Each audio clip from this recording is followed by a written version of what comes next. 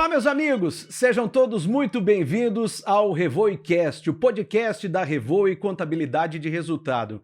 É a abertura da nossa temporada que vai ter 8 episódios e que tem o objetivo de ajudar, de esclarecer assuntos que são polêmicos ao setor empresarial, ao empresário, você que está aí batendo cabeça, tentando entender melhor alguns assuntos, né, que fazem parte do seu dia a dia. A nossa ideia aqui é ajudar você a entender melhor tudo isso. Bom, e a gente já tem um assunto bem polêmico para a abertura do nosso RevoeCast, que é a reforma tributária. E para falar sobre o assunto, estou recebendo aqui o Thiago da Rosa, que é proprietário e diretor da Revoe Contabilidade de Resultado, que tem especialista em gestão e planejamento tributário pela UnoESC de Joaçaba, que é professor universitário de graduação e pós-graduação e é também diretor de assuntos tributários da SIC, Associação Comercial e Industrial de Chapecó. Thiago, bem-vindo. Temos um assunto bem cabeludo, bem polêmico, né? E que gera muitas dúvidas para a gente justamente abrir o nosso RevoeCast, né? Bom dia, Giovanni. Tudo bem? Olá para todos os nossos ouvintes aí, o pessoal que está nos assistindo, nossos clientes, nossos parceiros. Então, Giovanni, de fato, né? Vamos trazer aí, através dessa temporada, né, do RevoeCast, assuntos que são necessários para a atividade empresarial, né? Numa forma diferente de comunicar, né? Muito atual, hoje está muito latente essa questão de podcast, da informação chegar de uma forma mais fácil, né? E eu acredito que os empresários estão muito sedentos de informações úteis ao dia a dia. Então, nada melhor do que começar com um assunto aí que é atual, que é importante, né? Eu sempre digo que todo empresário, independente se ele gosta ou não gosta de tributação, de contabilidade, de papelada, ele precisa entender um pouquinho. Faz né? parte do dia a dia, Faz parte do dia a dia dele. Então, nada melhor do que a gente falar com algo que está trazendo muita dúvida, muita insegurança, muita incerteza, e nós vamos tentar aqui, nesse bate-papo, esclarecer um pouquinho do que pode vir aí pela frente. Por que é tão importante se fazer uma reforma tributária? Vamos começar por isso. Do início, né, Ivan? Então, assim, ó, o que acontece hoje no Brasil? Nós temos um sistema tributário que é altamente complexo, né? Temos uma situação aí que já remonta a mais de 40 anos que praticamente está inalterada. E ela foi se burocratizando com o passar do tempo. Então, hoje, para você ter uma ideia, a carga tributária no Brasil, medida em 2022, ela ficou em torno de 33,7% do PIB brasileiro. Ou seja, é muita coisa, né? Nós estamos falando de mais de 1/3 da riqueza que é produzida vai para impostos, né? E dentro dessa gama, 40% disso representa os tributos indiretos que a gente fala, que é aquele que incide sobre o consumo, que são tributações que ocorrem diretamente em cima do produto que é consumido, do serviço, da tecnologia. Então, se resolveu focar no quê? Nós temos que, de certa forma, dar uma dinamizada, uma simplificada em cima desse processo, porque hoje a gente tem muita burocracia, alto peso fiscal. Então, a gente está falando de 40% de uma carga de 33%, em torno de uns 14% disso são esses tributos que vão diretamente para quem consome produtos, né? É muita coisa. Então, é necessário fazer uma racionalização desse processo. Há muito tempo, a sociedade brasileira discute essa necessidade, né? De ter uma reforma, de fazer, mas até então a gente tinha remendos na legislação. Agora a gente está diante de algo que vem para mudar estruturalmente. É algo assim que, claro, a gente vai falar aqui de várias nuances, várias preocupações, várias atenções, mas talvez estamos diante de uma oportunidade de uma reforma estrutural que, se ela vier bem aplicada, ela pode ser uma reforma tão importante quanto foi o Plano Real há alguns anos atrás. Então, estamos diante de um cenário bem importante para a economia do país, para o desenvolvimento dos negócios. Então, por isso da importância disso. E em relação ao cenário atual, né? Quais são as principais modificações que vão acontecer a partir do momento da aprovação da reforma tributária? Giovanni. Então, essa mudança que vai ocorrer nos tributos que incide sobre consumo, agora vamos trazer para a nossa realidade, né, do dia a dia, porque o empresário diz assim, tá, mas estamos falando de tributo indireto, o que é isso? Quais são esses tributos? Então, hoje, basicamente, sobre um regime de operação, as empresas elas têm tributação do PIS, da COFINS, do IPI, do ICMS e do ISS. Estamos falando de 5 tributos que seriam substituídos, via de regra, por 3. 2 de competência federal, que seria a contribuição sobre os bens e serviços, e 1 de competência subnacional, que seria o imposto sobre bens e serviços. E ainda teríamos um imposto seletivo que incidiria sobre produtos que eles consideram prejudiciais à saúde, como fala-se, né, porque ainda não tem a definição, cigarros, bebida alcoólica, ou que podem agredir o meio ambiente. Então, a gente substituiria essa gama de 5 tributos com todas as suas nuances por 3, de forma concentrada, simplificada, com as mesmas bases de cálculo, com os mesmos fatos geradores. Então, isso de certa forma traria, e a ideia principal é essa, é trazer uma certa organização de base. Então, eu amplio a base de incidência, todo mundo vai pagar, essa é com algumas exceções, que depois a gente vai falar um pouquinho, e, teoricamente, eu trago um sistema mais racional em cima disso. Essa é a lógica, né? E muita gente, aproveitando esse gancho, me pergunta assim, então com a reforma a gente vai ter redução de carga. Um dos preceitos básicos é que não reduz a carga. Sim. Então a gente não pode esperar, vamos lá, já falando primeiro ponto que a gente já pode, apesar de ainda não ter isso 100% aprovado, né? É que não vai haver diminuição de carga tributária. Porque o preceito básico é que se mantenha no mínimo a carga tributária. Você falou ali em imposto seletivo. O que é o imposto seletivo? O imposto seletivo, ele é uma tributação que vai visar, de certa forma, impactar em alguns produtos que, teoricamente, a ideia seja desestimular o consumo. Por exemplo? Por exemplo, cigarro, bebida alcoólica, itens que possam, de alguma forma, agredir o meio ambiente, né? E isso ainda não tem uma definição, porque o que está acontecendo? Nós estamos mudando a Constituição, estamos começando com algo de cima, né? Posteriormente, vai haver leis que vão regular isso, lei complementar, e no caso do imposto seletivo vai vir lei ordinária, né? E ela que vai dizer, então, quais são os produtos que seriam prejudiciais à saúde e ao meio ambiente. Então, o que a gente já tem que se preparar? Produtos alcoólicos, cigarros, talvez até produtos, falam-se até em produtos de alimentação que tenham alto teor, às vezes, de gordura, ou que sejam considerados aí como agravantes para a parte da saúde, podem ter o risco. Já falaram de refrigerantes, já falaram de alimentos aí com alto teor de sódio. Então, preocupa muito a falta de uma clareza nesse momento da discussão, né? E ao meio ambiente preocupa muito os defensivos agrícolas, né? Porque, por um lado, a gente tem uma previsão de que os produtos destinados à agricultura teriam uma redução de carga, mas, por outro, temos um imposto seletivo aí que pode abrir um leque, dizendo, olha, um determinado defensivo pelo fato de alguma forma, poder agredir o meio ambiente vai ter que ser taxado. Então, eu dou um benefício de um lado e posso tirar do outro. Então, vai haver o imposto seletivo, isso é uma regra, só que vamos ter os melhores detalhamentos disso, os produtos, a alíquota, no momento posterior. Pois é, a alíquota ela não está definida ainda. Quanto vai ser cobrada? Não temos alíquota de nada, Giovanni. O que se tem assim que já foi anunciado, né? Tem muitos estudos, estão rolando aí estudos, o TCU está estudando, o Ministério da Fazenda já divulgou alguma coisa, alguns institutos já começaram a divulgar. Quando começou a se discutir a reforma, se falava numa alíquota de 25%, que substituiria tudo aí, esses 5 tributos que eu falei anteriormente, por uma alíquota de 25%. Conforme a discussão foi andando na Câmara, foram se dando benefícios, né? Então, alguns segmentos começaram a ter um benefício, outros começaram a ter outro, uns começaram a ter redução, e aí já se falavam dessa alíquota de 27%. Os últimos estudos que estão saindo do Ministério da Fazenda, agora que está subsidiando o Senado, estão falando em 27%. Agora, alguns institutos já anunciaram possibilidade dessa alíquota ser de 30% e até 33%. Então, a gente está trabalhando com um cenário base aí da alíquota entre 25% a 30%. Por quê? O que vai definir a alíquota? Como a ideia não é reduzir carga, se eu beneficiar alguém, eu tenho que aumentar para os demais. Essa é a equação, a lógica desse sistema. Então, a preocupação está assim. Começa agora os lobbies na discussão, muitos setores que têm poder político começam a trabalhar, e se algum segmento for beneficiado, a tendência é que outros possam elevar a carga.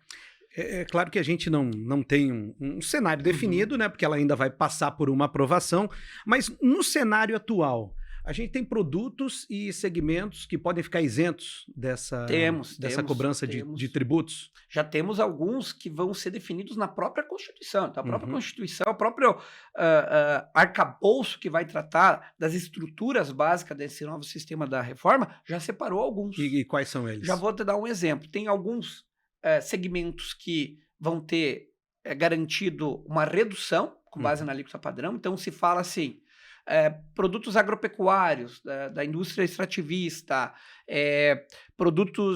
serviços destinados à educação ou serviços da saúde, teriam uma redução já garantida dessa alíquota padrão de 60%. Então, isso já está definido. Claro que isso está... Que tipo de serviço? Vamos Vou lá, te dar educação, um exemplo. saúde. Uma universidade hoje privada, Certo. né? Presta um serviço de educação. Educação. Se a alíquota for de 25%, ela vai ter uma redução nessa alíquota de 60%. Então, ela vai pagar sobre 40%, dá em torno de 10%, se não estiver errado, né? Então, se a alíquota padrão for 25%, a universidade, com o serviço que ela presta, pagará 10%. Ou uma clínica médica, uma clínica de exames, né? Se a alíquota for de 25%, ela pagará 10%. Mas vamos pegar esse caso da clínica só para te dar um exemplo, Giovanni, de como pode impactar. Vamos imaginar uma clínica hoje, médica, que faça diagnóstico, exames, ela tem uma tributação sobre os tributos indiretos de PIS, COFINS e ISS. Somando isso aí, dá em torno aí de uns 8%, mais ou menos, 8,5%, depende muito do enquadramento do serviço. Média. Se a gente está falando de uma alíquota padrão de 25%, que é a melhor das hipóteses, pelo exemplo que eu citei, sim, ela já teria um aumento, pode ver ali, de 8% para 10%. Então veja que mesmo ela estando beneficiada, a tendência é que ela vá ter um aumento já direto de carga fiscal, né? Ainda podemos citar que vai estar beneficiado, né, atividades do ProUni, que é algo que já tem benefício hoje, serviços de transporte de passageiro urbano, né, já está previsto também essa isenção. Prevista a criação de uma cesta básica nacional, porque há uma grande preocupação sobre a taxação dos alimentos, porque veja, né, você tem que cuidar muito na dosagem disso, porque a chance de você poder prejudicar os pobres é muito grande, porque quanto mais eu aumento o tributo de insumos essenciais, maior chega o preço, né? Então eu preciso criar uma barreira nisso, né? Então está prevista a criação de uma cesta básica nacional que também teria isenção disso.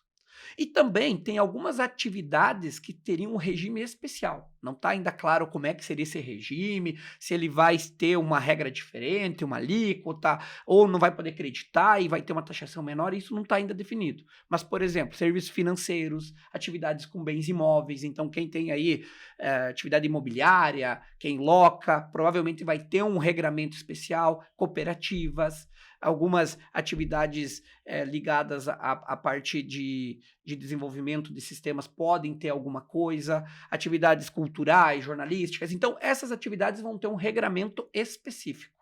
Os demais, independente se é bem material, imaterial, serviço intelectual ou não, vão entrar tudo na mesma base. Tiago, e para o setor industrial, qual é o impacto da aprovação da reforma tributária? O que nós vemos hoje é assim, nós temos que segmentar a indústria em dois grandes grupos, vamos dizer assim, né? Aquela indústria que fabrica produtos elaborados, que hoje tem incidência de IPI, os estudos mostram que independente se a alíquota ela for de 25%, 27%, 30%, até 33%, porque um dos princípios básicos também dessa reforma, que é importante, Giovanni, é porque ele vai ter um regime não cumulativo. O que seria esse não cumulativo? A ideia é daquilo que você tem de gasto, de custo, você possa aproveitar créditos. Então você pagaria imposto, teoricamente, somente da diferença, daquilo que agrega. E eles defendem uma cumulatividade plena. Essa é a defesa do sistema, né? Se teremos isso, vai depender da regulamentação e tudo mais. Mas a defesa é o seguinte: tudo que você tiver de custo, gasto com insumos, você terá crédito. Débito pelo faturamento e a diferença é que você vai pagar o imposto.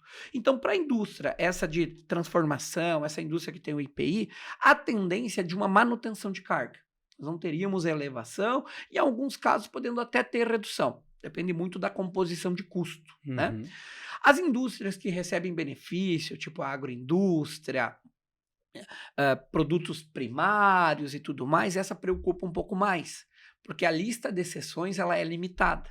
Então há uma grande chance de ter um aumento de carga tributária aí para essas indústrias de produtos mais primários, que têm hoje benefícios fiscais, que hoje têm regras específicas. Então há essa preocupação, né? Então, por isso que tem que dividir nesses dois grupos. A indústria de transformação, que tem IPI, essa que tem produto agregado, que não tem muito benefício, ideia de manutenção.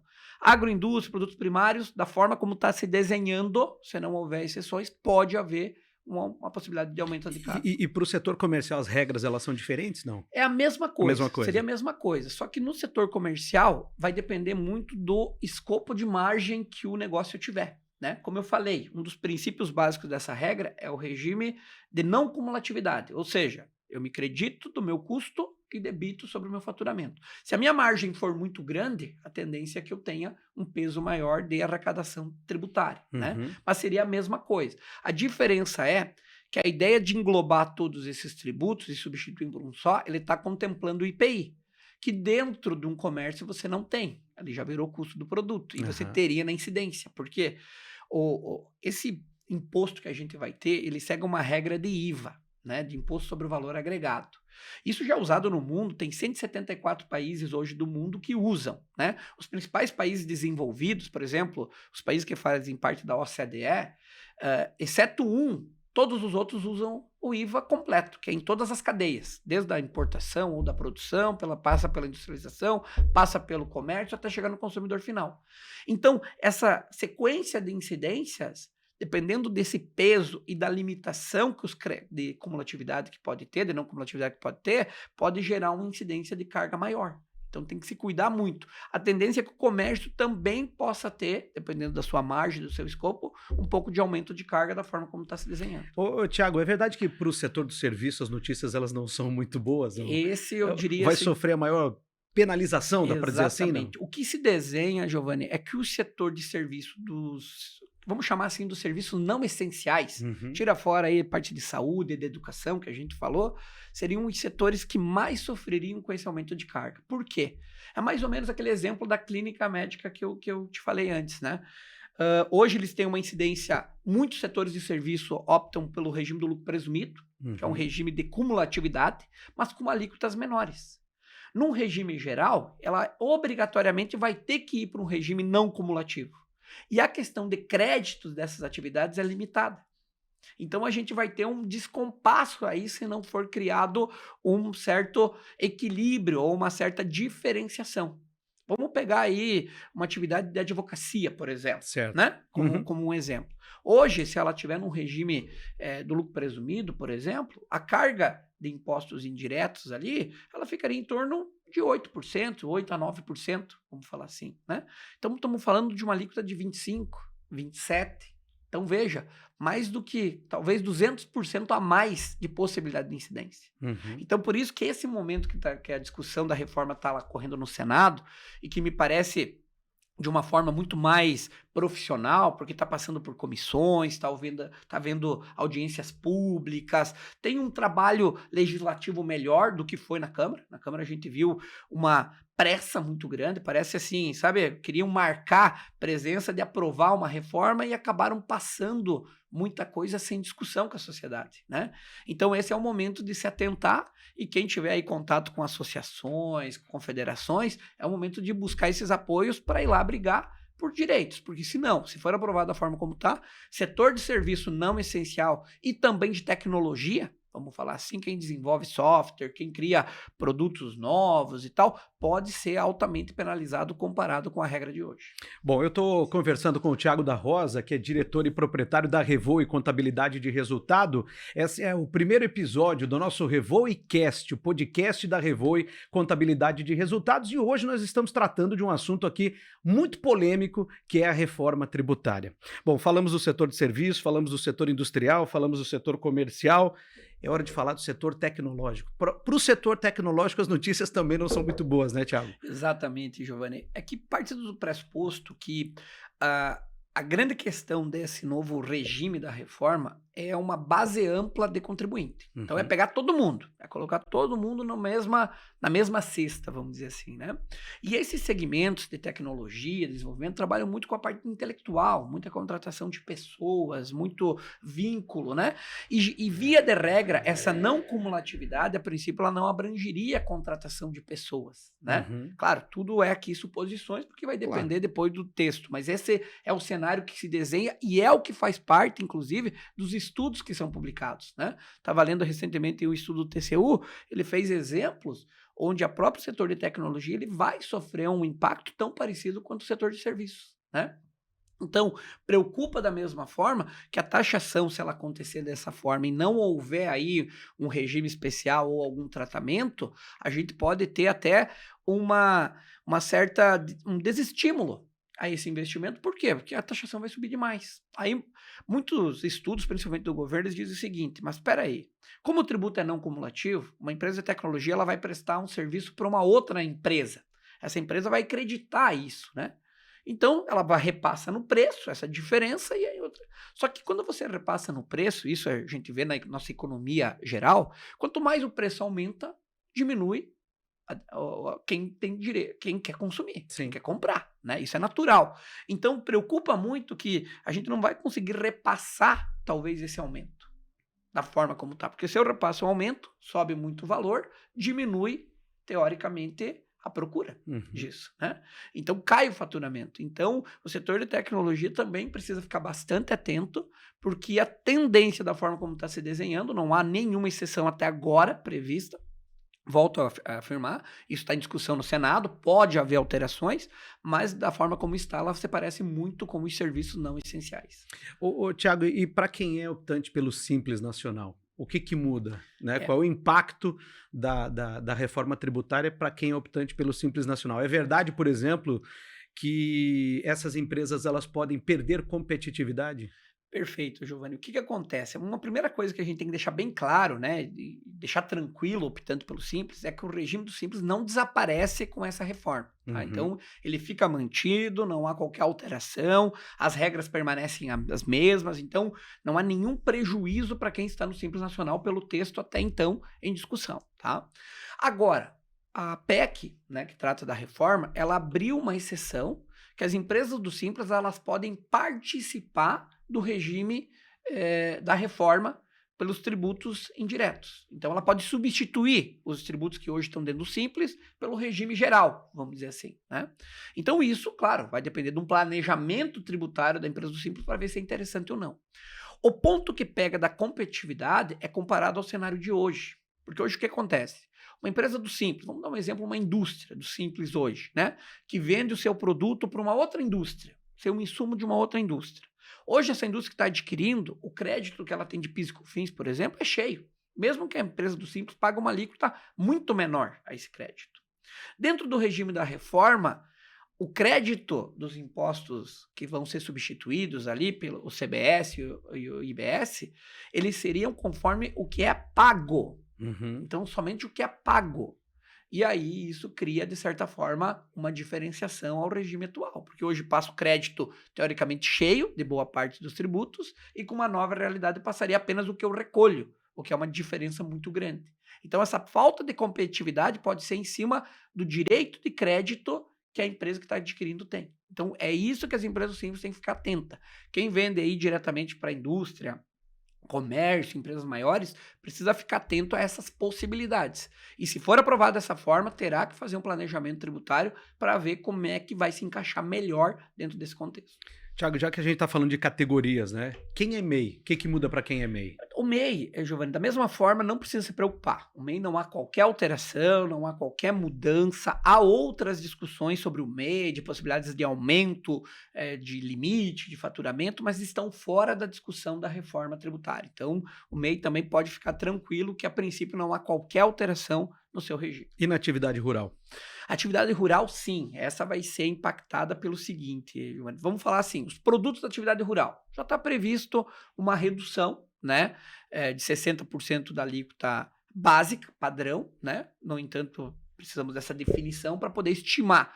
Mas alguns casos já entendem que pode haver, em alguns casos, aumento. Por quê? Muitos dos produtos hoje, insumos agrícolas, eles têm incentivos. Tanto na esfera estadual, quanto na esfera federal, há incentivos, que esses incentivos seriam limitados com a reforma, né? Agora, o produtor rural, seja ele pessoa física ou jurídica, ele está previsto na PEC que aquele que tiver faturamento até 3 milhões e 600, ele pode optar em entrar no regime ou não. Então, o produtor tem que separar em dois grupos, né? O que produz com faturamento até 3 milhões e 600, esse vai optar se entra ou não. Se ele não quiser, ele não precisa contribuir. Então, vai ficar como está hoje, né? Agora, aquele que fatura mais que isso, obrigatoriamente vai ter que entrar. E aí vai encaixar a sua produção, a sua venda, conforme as regras da PEC. Então, há uma nova incidência fiscal que está prevista sobre o produtor rural que fatura mais que 3.600.000. Tanto a frente parlamentar que representa o setor, quanto as entidades, né, estão batalhando, estão trabalhando, participaram das audiências, eu estou acompanhando muito de perto isso, e já estão brigando, primeiro, para elevar esse limite, né, esses 3.600.000, alguns falam em 4.800.000, outros falam em 6 milhões, estão trabalhando nisso, e outros estão trabalhando para que haja um regime especial para o produtor rural. Mas temos que falar, aquele que não é da agricultura familiar, né, aquele que tem produção, tem que se preparar que quando tiver implementado aí, deve haver peso tributário novo para essa atividade também. A gente vai ter aumento na carga tributária? Já é possível dizer isso, não? Apesar dela ainda não ter sido aprovada? O que acontece, Giovanni? Pelos balanços que a gente está vendo, né, e os estudos que estão demonstrando, a gente pode ver que, primeiro, porque vai estar previsto na PEC uma espécie de uma balança, um equilíbrio, né, que será verificado ano a ano para saber se a nova taxação ela aumentou demais com base na arrecadação que tinha ou não. Então, vai ter criado esse equilíbrio. Mas a chance é que, num primeiro momento, algumas atividades elas acabem pagando mais tributo do que pagavam. Então, a gente pode falar assim que, num geral, a tendência é que a gente tenha aumento de carga para alguns setores, exceto talvez as indústrias que podem ter uma manutenção de carga. A reforma tributária ela vai ser positiva para a economia? Então, dá para dizer isso? A gente tem que separar muito, né, o que é narrativa, que há muitas narrativas hoje, tanto favoráveis quanto contrárias, do que de fato impacta na economia real. Né? Então, vamos tentar fazer uma avaliação do ponto de vista da ideia da reforma. Ela é benéfica, é sempre bem vista uma reforma, como eu disse, temos a chance aqui de criar algo estrutural para as futuras gerações, né? De uma racionalização de um sistema, para diminuir, porque hoje um outro problema que a gente tem é o contencioso em cima desses tributos. Para você ter uma ideia, estima-se, isso é um estudo da INSPER, ela fala que hoje 95% dos contenciosos tributários, que são disputas, né, entre empresas, governo, elas estão em cima desses 5 tributos que seriam absorvidos pela reforma. Então vejam quanto isso diminuiria de briga, de discussão, de dificuldades de interpretação, né? Então, do ponto de vista de racionalização, simplificação, eu acho que isso é positivo, né? Há muitos estudos aí publicados que dizem que se a reforma for aprovada, ela pode impactar em ganhos do PIB aí de 10% nos próximos anos, de 15%, de 20%. Só que isso é em cima de bases muito, assim, primárias, eu diria, muito sem substância ainda, né?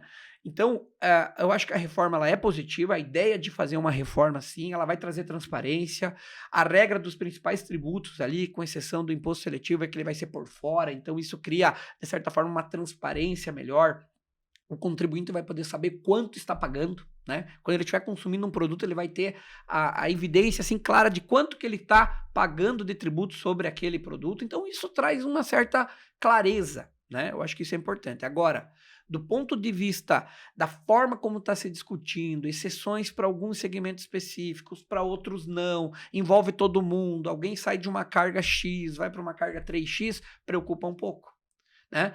Porque, de certa forma, a gente precisa criar um equilíbrio, uma racionalização, porque há um limite do que se pode tributar, né? A partir do momento que você sobe demais a tributação, vai haver diminuição, como eu disse, da procura, do consumo, e aí automaticamente a economia não desenvolve. Gera um problema, né? Para poder ser positiva, ela tem que ajudar a economia a crescer. Uma das pestes que estão defendendo é que, de fato, a reforma ela não vai abranger exportação, então quem exporta aí pode ficar tranquilo também que a exportação vai ficar fora do rol, né? Vai ter uma imunidade, já está previsto na própria PEC, né? E também os investimentos. Só que isso falta, da mesma forma, uma melhor especificação que deve ficar para uma lei complementar. Então, teremos que saber a que nível de investimento não terá o alcance da tributação para a gente saber qual é esse reflexo na economia real. Então, a ideia é boa. Nós precisamos ver como é que vai se dar essa discussão para saber se na economia real isso vai acontecer de fato. Tiago, você citou alguns pontos positivos, né? O que na sua visão, no texto atual, a aprovação da reforma ela tem de negativo? Vamos lá, Giovanni. Eu acho que um dos primeiros pontos é a complexidade de elementos que eu estou tratando numa reforma. Eu entendo que quanto mais abrangente a reforma for, melhor. Uhum. Mas eu acho que, na minha opinião, né, é algo muito pessoal, mas eu acompanho o tributo há muito tempo, é uma matéria que eu gosto muito, porque impacta no dia a dia das empresas, a gente tem que estar muito atento. Eu vejo que ela poderia ter uma oportunidade de ela ser feita de uma forma mais escalonada, sabe? Começar aos poucos. Pega o ICMS primeiro, que é uma grande dificuldade. Hoje, quem tem uma atividade, por exemplo, em Santa Catarina, mas filiais em 10 estados, tem que acompanhar 10 legislação diferente, 10 regras diferentes, 10 possibilidades diferentes. Só que o estado aqui interpreta de uma forma, o estado vizinho de outra. Então, é muita complexidade. Então, pega esse tributo, pega o ICMS, que seria o tributo com maior peso dentro desses impostos indiretos. Eu falava antes, né? Do PIB aí, 33% é carga, 40% é indireto. Desses 40%, 20% é ICMS. Então, metade dos tributos hoje indiretos é peso de ICMS. A arrecadação em torno aí de 700 bilhões ano. Então, racionaliza esse sistema. Cria uma legislação nacional, uma regra geral, todos os estados com a mesma regra, e aí a gente vai avançando, vamos testando, vamos vendo o que dá certo. Da forma como foi feito, abrangeu tudo, só que aí a gente fica com as nuances da aplicação prática. Quem não pagava, de repente vai pagar um monte, algumas atividades vão ficar fora. Então, essa é a preocupação da forma como foi criada, abranger demais, né? Um outro ponto que preocupa, não há uma divisão de essencialidade em alguns casos. Então, a gente corre risco de produtos que são essenciais, que não estejam no rol de produtos isentos ou com redução de alíquota, ter a mesma taxação de produtos supérfluos. Então, a gente pode ter taxação, às vezes, num determinado tipo de alimento, igual a uma taxação de uma joia, de um relógio, entende? Então, isso preocupa, de certa forma, também. Uma outra coisa que eu sempre estou levantando, porque hoje a gente tem duas preocupações. A alíquota, como eu falei, que ainda precisa definir, e como é que vai se dar a regra da não cumulatividade. Porque uma coisa, e no Brasil a gente já tem esse histórico, né? Quando foi criado, por exemplo, o ICMS, o PIS e COFINS, a ideia era uma base ampla também. Mas com as regulamentações ela foi sendo achatada. Vou te dar um exemplo. O ICMS, que é um imposto que representa muito, como eu já citei, ele tinha a previsão de que todos os insumos que a empresa tivesse, ela poderia se creditar. Só que na regulamentação, o material de uso e consumo, por exemplo, foi apartado. Foi dito, isso aqui, crédito é só daqui 5 anos. E esses 5 anos está sendo jogado cada vez mais para frente. Mais para frente. Então, a gente já tem a Lei Candir, que é a que regulamentou o ICMS desde 96. E até hoje, nenhuma empresa pôde creditar isso porque foi jogado para frente. Uhum. Então, houve uma limitação no direito a crédito. O que acontece com limitação de direito a crédito? Sobe carga tributária. Então, citando alguns exemplos, essas são as preocupações que esse modelo de reforma hoje nos traz, vamos dizer assim, nós que acompanhamos o tributo. Uhum. Tiago, o que está previsto em relação à transição do sistema atual para a partir do momento em que for aprovado aí o novo texto da reforma tributária? Perfeito. Então, uma coisa que a gente tem que esclarecer, Giovanni, deixar bem tranquilo também, né, o empresário hoje, é que mesmo a reforma sendo aprovada esse ano, ela não tem previsão de começar já ano que vem. Então, primeira coisa, né, um pouco de calma, né? Uhum. Vamos ter um tempo para analisar esses impactos, vai haver um tempo. A transição que está prevista no texto original, ela prevê anos. Então, ela prevê aí completo 10 anos de transição. Nesses 10 anos vai haver um período de teste para alguns tributos, né? Então, vai haver uma alíquota mínima que vai testando o novo regime, compensação diminui as alíquotas atuais. E com o tempo vai havendo uma migração de carga para o regime novo para o regime antigo. Qual é a parte boa disso? Você vai dosando esse andamento. Então, a gente vai poder ir experimentando nas atividades os impactos. Essa é a parte boa, né? Só que existe uma parte ruim, que é o quê? Nós vamos ter que conviver com 2 regimes. O regime atual, Sim. Então as empresas vão ter que continuar cumprindo com as obrigações que têm, e o regime novo, de uma tributação diferente. Então, por esses primeiros anos, com certeza a gente vai ter aumento de burocracia. Vai ter que aumentar aí o cuidado das empresas, o cuidado dos negócios com essa atividade administrativa, burocrática. Mas o que eu estou dizendo para o nosso cliente que nos procura com dúvidas? Calma, fica atento, né? Fica atento às mudanças, mas não precisa sair adoidado aí, mudando forma de trabalhar, porque a gente vai ter um tempo dessa adaptação.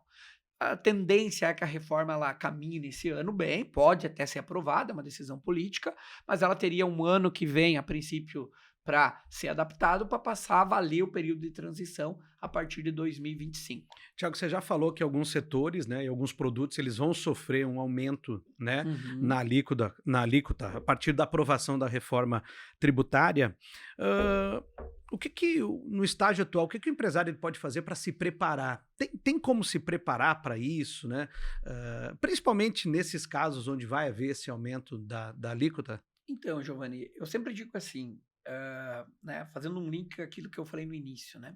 Hoje, quem tem um negócio, quem tem uma empresa, ele tem que se preocupar com a parte tributária da mesma forma como se preocupa com o produto principal dele, né? Então, hoje o empresário ele tem que ser multidisciplinar, ele tem que entender de várias áreas um pouquinho para poder gerenciar o seu negócio.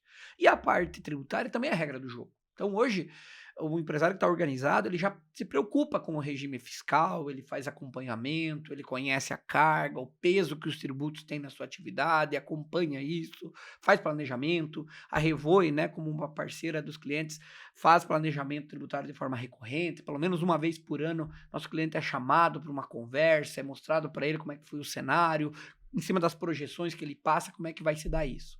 Com a reforma tributária, esse acompanhamento vai ter que continuar. Né? Ele vai ter que perceber dentro da atividade dele qual é esse impacto. Como eu disse, com uma calma, porque vai haver um período de transição, mas ele vai poder medir esse impacto com o tempo. Então não vai ser uma coisa imediata que vai ser aprovada agora em dezembro e já começa a valer em janeiro. Não, a gente vai ter um tempo para adaptar isso, né? Até natural, é até saudável ter esse tempo e isso já está previsto, né, no texto e não deve ser mudado agora na discussão do Senado. Então, eu digo para o empresário, continua acompanhando a parte tributária.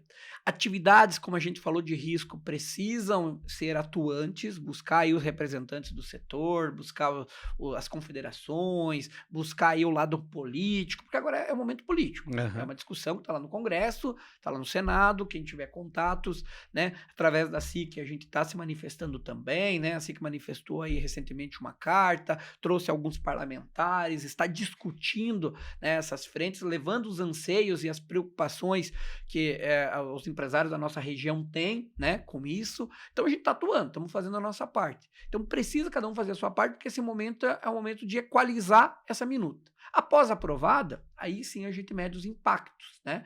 E esses impactos eles vão poder ser medidos com o tempo. Então a gente vai ter todo um ano, pelo menos, para poder se preparar para isso. Outro assunto que gera muito interesse, que gera muita dúvida, existem pontos previstos na PEC que tratam de outros tributos, né, como, por exemplo, o ITCMD e o IPTU, e quais são as principais mudanças que constam no texto nesse caso, Tiago? Isso é bom, Giovanni, até a gente esclarecer, porque volto a dizer, houve muita narrativa, né? Muita gente dizendo, olha, vai aumentar, a doação não pode mais ser feita, né? Ou numa hipótese aí de morte, quando houver o inventário, a taxação vai aumentar demais. Então, primeiro que a PEC ela traz uma possibilidade de que os estados, que é quem detém a competência tributária de cobrar impostos sobre doação ou sobre causa-mortes, né, no caso de um inventário, ele pode criar uma alíquota progressiva, né, que vai de 1%, pode chegar até 8%. Mas muitos estados já têm isso. Santa Catarina, por exemplo, já tem implementado isso, né? A alíquota hoje geral vai de 1 a 7%, progressiva, e tem a previsão de 8% no caso de não ser parentes, né, colaterais e tal. Então, Santa Catarina já tem isso. O que a PEC trouxe é a possibilidade de uma incidência maior para bens, principalmente do exterior, essa progressividade. Então, não houve, assim, grandes avanços ou aquela questão, muita gente estava preocupada, assim, quem tem uma herança de tal valor vai aumentar. Pode aumentar se tiver num estado que ainda não tem uma progressividade. Por exemplo, São Paulo é um estado que adota uma alíquota menor do que a que vai ser permitida. Então, lá a tendência é que tenha aumento. Mas quem está em Santa Catarina, a princípio, quem está em Goiás, a princípio não teriam grandes alterações nesse sentido, né? Com relação ao IPVA, ele apenas abrangeu um pouco mais, né? Vai congregar aí itens considerados de luxo, né? Como barcos, como alguns tipos de avião, mas vão tirar fora a parte principalmente vinculadas ao agro, né? Então, quem tem aí itens que utiliza na agricultura, pode ficar tranquilo que a princípio não seria abrangido. E referente ao IPTU, na verdade, não há também mudanças, mudanças, vamos dizer assim, de regras. No entanto, há uma permissão que até então não existia. Que a permissão é que, através de decreto, o que hoje precisaria de lei municipal, ou seja, teria que passar pela Câmara dos Vereadores, poderá o prefeito, por exemplo, editar regras diferentes para a definição do IPTU. Cria uma preocupação por quê? Né? Geralmente o prefeito está preocupado com a arrecadação. Sim. Então ele vai poder, através de um decreto, que é um ato dele, né, unilateral, poder editar ali um aumento dessa base em cima do IPTU. Então, de fato, essa mudança pode impactar aí todas as prefeituras, né, e automaticamente quem possui tem propriedade de imóveis. Tiago, em que estágio se encontram atualmente as discussões aí sobre a reforma tributária e quais devem ser os próximos passos nesse sentido? Então, Giovanni, a PEC, né, 45, que é a que trata, ela nasceu lá na Câmara dos Deputados, né? Ela tem um sistema que, se a gente for pegar, ela é um modelo muito parecido com o que tem hoje no Canadá, né? Ela prevê um imposto sobre valor agregado dual, que se fala, né? Então vai ter um imposto sobre valor agregado na esfera federal e um na esfera subnacional, que envolve estados e municípios. Passou por uma discussão muito rápida, né? Quando o texto começou a se discutir, se falar que ia ter andamento, quando o presidente da Câmara colocou, se passou direto, não se passou por muitas comissões, como é tradicional, principalmente quando a gente fala de uma emenda à Constituição, que é o caso, né? Um projeto de emenda à Constituição. E ela foi aprovada em 2 turnos, no mesmo dia. Então, a votação, veja que se tem uma regra de aprovação de 2 turnos, justamente para você ter uma maturidade melhor sobre aquilo que um deputado votou. Ó, eu fui lá e votei por uma matéria a favor. Mas aí eu uso um tempo para mim racionalizar e ver, amadurecer. Será que Será que era isso mesmo, né? Não, foi se votado no mesmo dia. Né? Então se votou num horário, não se teve esse algumas tempo horas, isso. não se teve esse tempo. Por quê? Volto a dizer, talvez queria-se o mérito de que, olha, estamos aprovando uma reforma estruturante no Brasil. Então, hoje, essa discussão ela se encontra no Senado. No Senado, o rito já foi diferente, né? Ele passou pelas comissões, atualmente ela está na Comissão de Constituição e Justiça, né? O relator é o senador Braga, ele é um especialista nessa área, conhecedor, é um profissional que se fala muito bem, tem um conhecimento técnico, fez várias audiências públicas com vários segmentos, então está se tendo uma discussão, um amadurecimento totalmente diferente. Já há mudanças, já há sinalização de mudanças. O cronograma inicial dizia que ele ia apresentar o relatório ainda no começo de outubro, no entanto houve atrasos, que é natural também, principalmente pela complexidade do tema, e está previsto para esse relatório ser apresentado na comissão entre os dias 20 a 24 de outubro. Né? Se isso acontecer e ele for aprovado, a tendência é que ele vá para plenário do Senado na primeira quinzena de novembro. Então, ali passará por discussões. Como eu falei, deve haver alterações, né? Isso é natural, porque há trabalhos de melhoria, há inclusões que já é meio que um consenso pelas discussões. Pela complexidade, é pouco provável que seja aprovado esse ano ou você entende que deve ser? Olha só, Giovanni, o que a gente imagina assim? O Senado ele deve rodar e ela deve ser aprovada em novembro. É isso que mostram os prognósticos, né? Tendo alteração, obrigatoriamente o texto tem que voltar para a Câmara, porque houve alteração no texto, né, que saiu, né, naquilo que é originário. Então, a Câmara tem que analisar novamente. Aí vai depender do rito que o presidente da Câmara coloque. Se ele adotar a mesma celeridade, há uma possibilidade. Claro que o calendário ele está contando contra hoje. Por quê? Estamos aí diante de poucas semanas até o final do ano e muitos feriados. Sim. E tu sabe, né? Feriado, a semana já teoricamente está perdida, né? Então, talvez essa dificuldade do calendário pode jogar isso para frente. Mas o posicionamento político e a ideia, principalmente do governo, que é um fiador desse texto, é que seja aprovado ainda nesse ano. Tiago, nosso tempo passou voando. Faltou destacar alguma coisa importante sobre o assunto reforma tributária, não? Então, Giovanni, assim, acho que a gente falou um pouquinho de cada coisa, claro que não dá para se aprofundar muito, Verdade. porque senão ficaríamos aqui o dia todo, né? Ainda há muitas incertezas, talvez daqui a um tempo a gente faça né, uma segunda temporada e venha falar de novo aí sim da reforma aprovada, daquilo que vão ser as regras, né? Aham. Mas o que eu destaco muito claro, assim, para todo cliente que me pede, Thiago, e essa reforma? Primeira coisa, tem que se entender que a reforma está tratando de tributos que incidem sobre o faturamento, sobre aquilo que é o consumo, né? Então, muita calma, porque tem muita gente dizendo, olha, eles vão tributar o lucro nessa reforma. Não, calma. Está previsto na PEC que após ela ser promulgada, o governo vai ter 180 dias para apresentar um projeto de lei que altere regras sobre imposto de renda. Então, isso é algo que deve vir depois. Uhum. Possibilidade de tributação sobre o lucro, mudança de regras de como vai se dar o imposto de renda nas empresas, deve acontecer. Da mesma forma que essa reforma tributária está madura, a tributação sobre resultado também deve acontecer. Mas ela deve ter compensações, e é isso que a gente vai ter que ficar atento, mas é um segundo momento, né?